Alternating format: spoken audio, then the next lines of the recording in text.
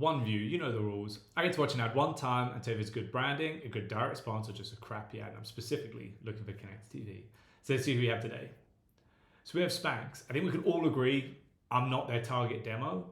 However, when we're looking at these reviews, what we're looking at is tons of data that we've pulled through Keynes and looking at what performs and what doesn't perform.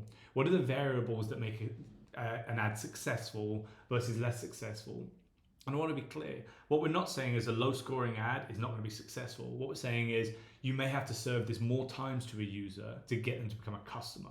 And for us, when we're looking at the highest ROI, that is making it harder and less successful. For us, how do we put the right foot forward? So when I'm doing these reviews, is what I'm looking at. So whether I'm the right demo or not, it's not going to be a variable in the basic outline of a successful TV commercial. But let's check this one out.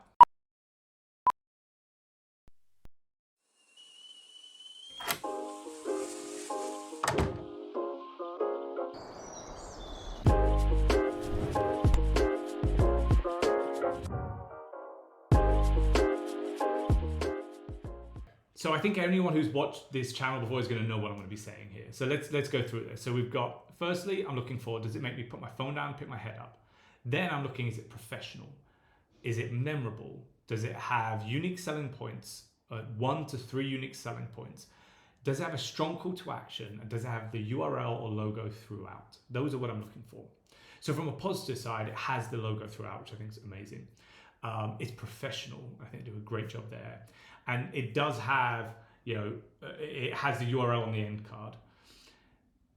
Those are the positive sides. And again, let me make this clear, it's a great asset. The negative on it is when I was reading what was popping up, they're clearly launching denim or have launched, again, not the demo, so I don't know exactly. The hurdle I have here is there's no voiceover. It doesn't make me put my phone up, and it doesn't make me put my phone down and lift my head up. It doesn't make me understand who they are as a company, right? Without reading through it. Does it highlight the unique selling points? If I read it, yes.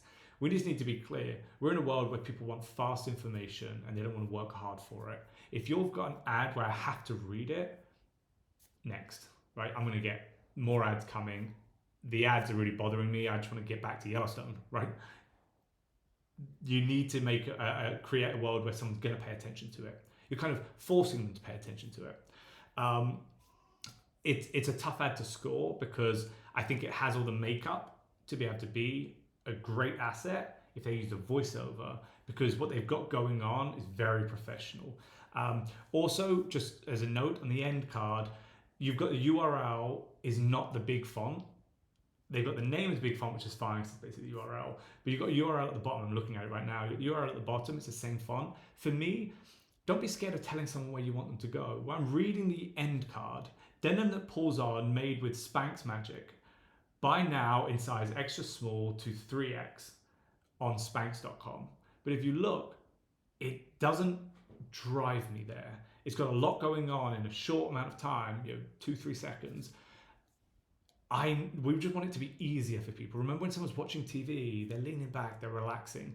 I just want to make sure someone we don't have to serve this ad 20, 25 times before someone remembers that Spanx has now launched a denim range.